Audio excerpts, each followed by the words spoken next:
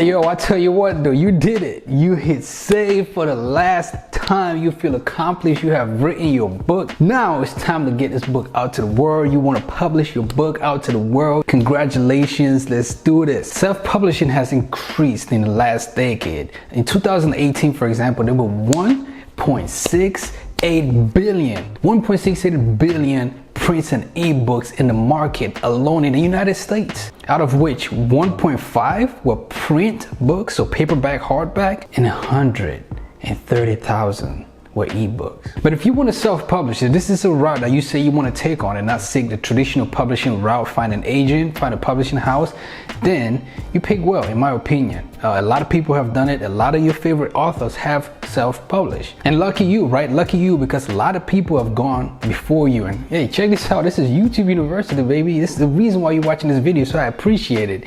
We're about to get you right. We're about to get you on the right path to avoid making mistakes on this journey of self-publishing. So let's get into it. Let's do it. Let's get you right. So off the bat, I ain't gonna waste too much time with this one. A lot of mistakes that self-publishing authors do is failing to research, failing to do the research, proper research needing in self-publishing. Now, publishing with a publishing house is not as easy as it really is. In fact, self-publishing is easy than going to traditional publishing route, but it's not easy, you know what I mean? Like, it's not as easy as it really seems or should be. That is if you do not do the proper research. In fact, failing to do the proper research will hurt you as a self-publishing author. It can hurt your budget, it can hurt your ability to market, it can hurt your print quality, it can even hurt the reach of your newly published book. So whether you're on the fence between traditional publishing or self-publishing, it's important to do the research, especially if you've decided to self-publish your book. There's people who've gone before you in this. It's a roadmap, it's a blueprint that you can follow and be successful in this. And it's important to first write a book that you are proud of, writing a book that you are happy with, that you are proud of, choosing a publishing platform where you're going to publish your book: Amazon, Printbook, Apple Books, Barnes & Noble, a platform that you want to publish or host your book on. Getting your book properly edited and formatted, very important. Please don't sleep on this step. Getting a professional custom design cover, uploading your manuscripts to your platform and the accompanying assets, and of course, publishing when you're ready. With research comes knowing your audience, whether it's sci-fi, whether it's romance, whether it's young adult, whatever it is, you gotta know your audience. You gotta know who your book is going to reach, who your book is targeted to reach, the market, what kind of marketing strategies are you gonna use. The research is important. And also, for example, knowing what kind of platform you want to publish on. For example, there's two different kind of publishing companies, the retailers and the aggregators. And we can go in depth on the different kind of publishing platforms in a separate video, but pretty much the aggregators are those platforms like BookBaby that distribute your book to other online retailers. And then of course the retailers like Barnes & Noble, Amazon that distribute your books to bigger markets. What is your sales goal? What is your budget? Who is your audience? It's important to take the time to do proper research, and I cannot stress that enough, because with proper research and planning comes more preparation for the journey ahead. So that's step number one. Do not fail to research and plan. Second mistake you want to avoid when publishing your book is rushing the editing process. Look, you do not want to rush the editing process. Editing your book properly is better than writing the book. Editing your book properly is better than writing it. It's that simple. A lot of authors feel pressure, and I've been guilty of this with my book. Feel the pressure to stay on the timeline. My book published May 5th, 2020, and I was like, look, it's the pandemic, everybody's home, people have no choice but to read. And it's early on in the year, so people are still trying to, stay on track with their New Year resolutions to read more books. And I got people trapped, right? I can publish my book now. No, do not rush the process. You might want to publish in 5 months, 6 months, whatever the case is, but the saying is still true. Do not rush art. Art is not meant to be rushed.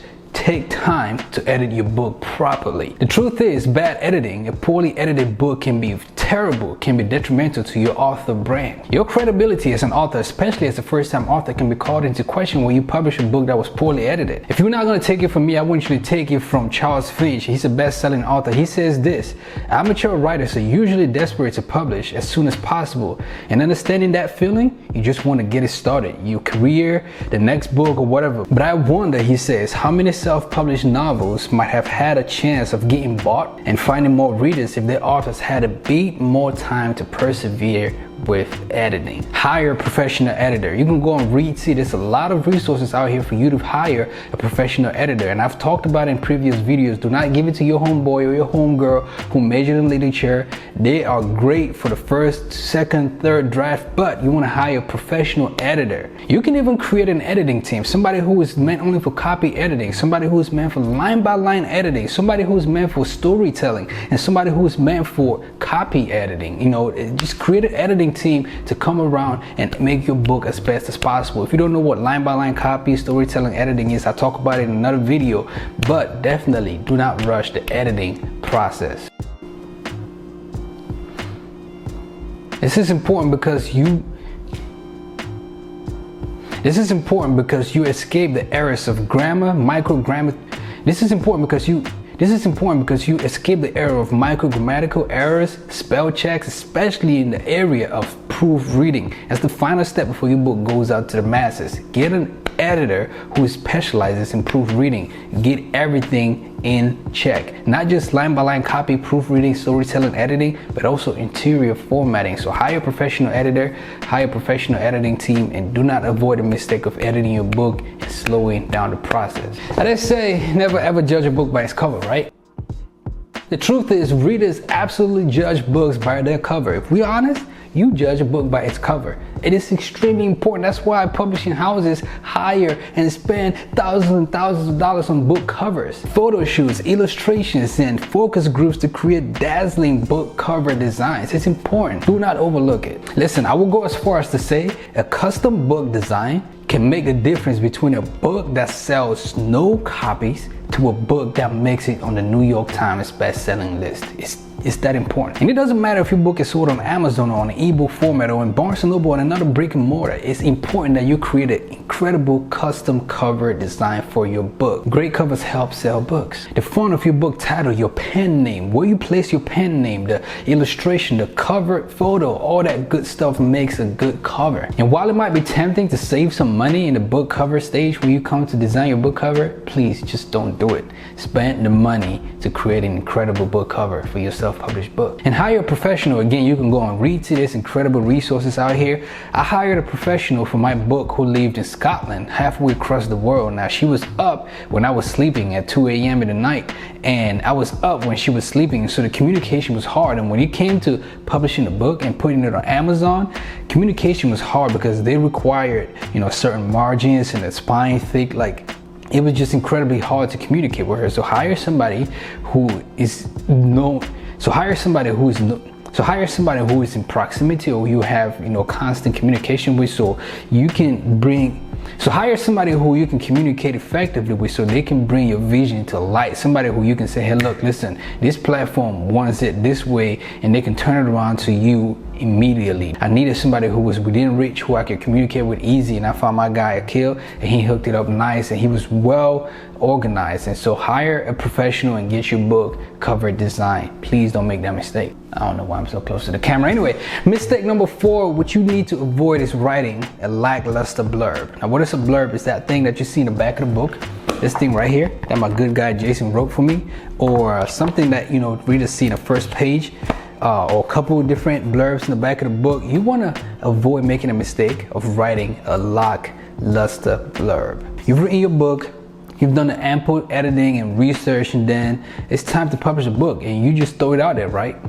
Nah, you gotta write a blurb, something that's gonna catch and hook your reader, like, come here, like Sub-Zero, Look, there's incredible blurb strategies out there. What I did was I read a whole different kind of blurbs, and that's part of research. I read blurbs for romance novels, blurbs for different kind of books, just to see what kind of strategy I needed to write my blurb, a blurb that will hook the potential reader. Read blurbs by top-selling authors in your genre. Ask yourself what makes this book sell this many copies, and understand why they wrote the blurb that they wrote, and study different kind of blurbs by different authors in your top-selling genre. Keep it short, 150 to 200 words. Make it short and direct to the point. You want to write something that is couple sentences long, and the person can read it and understand exactly what the book description is about. Of course, you got to write it in third person, and you will know that because you've done the research. The blurb, the description of your book should always be in third person. Don't write my name is and I went to school and I'm married with 3 kids. No, you want to write RifleX is, and he studied, he's credible, and and this is what he.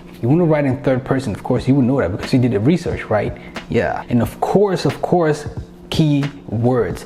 Research keywords. That's a whole separate research, but especially when publishing your book online, Amazon, Barnes & Noble, Ingram Spark, keywords are incredibly important because people use keywords because SEOs use keywords to put your book in the eyeballs of potential readers. So use keywords that will make people find your book easier. Blurb, blurb, blurb, blurb, blurb, blurb, blurb, blurb, blurb, blurb. Blurbs are important. All right, so last and certainly not least, this is the 5th mistake you want to avoid when self-publishing your book is not establishing a brand identity. This is important. Everybody talks about branding these days, and it's important. Why? Because yes, you can write.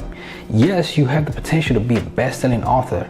But if you do not have the brand, it might be hurtful for you in selling books. You understand what I'm saying? A strong brand communicates who you are as an author. A self-published book with an unknown author or, not so great brand can easily fall in the cracks and slide under the rug. People won't notice it. So establish your brand. And so what constitutes a brand, right? What makes a good brand? The persona, who are you as an author? Who are you as an author? The persona, like your boy, you want to build a persona that people know, like, yes, this person is an author, this person is serious about this craft and serious about this career. A professional logo like the one I got right here, or if you have a pen name, you want to make a credible logo that's going to appear on every single one of your books so people know, like, wow, this author, I've seen their work. This is the 2nd installment of this series, and I'm incredibly excited to read this because they have an incredible persona and their brand, like their logo. It's just, I know them. I want to read this 2nd book. Social media presence. A lot of people take this step for granted. You want to post your pet, your food on social media. It's great and all, but when people come to you on Instagram, do they know you're an author? Do they know you write books? Do they know you're serious about your craft? When they come to your Instagram page, your Twitter, use that opportunity to inform them more information about your book, interviews that you've done. Of course, you want to do research, get on podcasts, get on TV shows, get on booktubes, do stuff and post on social media so readers can come and learn more about yourself, your persona, your look, your brand,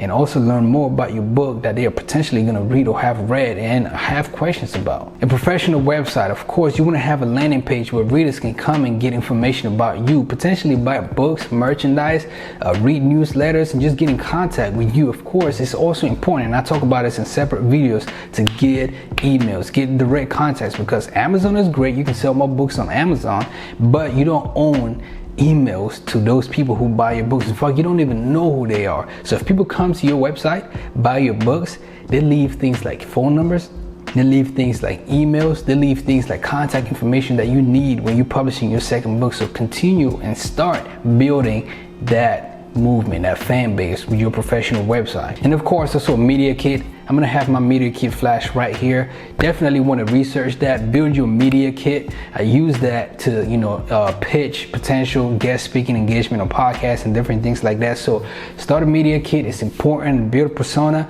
media kit, branding, website, and you're gonna avoid this mistake. So that's it, quick 5 mistakes to avoid as a self-publishing author if you're publishing your book for the first time, and some mistakes that you want to avoid. I've made some of these mistakes myself, so I just want to give you the game. You know what I mean? I hope you enjoyed it. If you did, certainly hit the subscribe button, hit the thumbs up, leave a comment so I know you're out there. Subscribe to the channel. The goal for this month is 500 subscribers. I appreciate y'all. My name is RifleX, and I just like talking about things that I'm passionate about on this channel. That includes books, that includes making money online, and different kind of things. So definitely browse the channel, hit subscribe, and I will see you on the next one. Peace.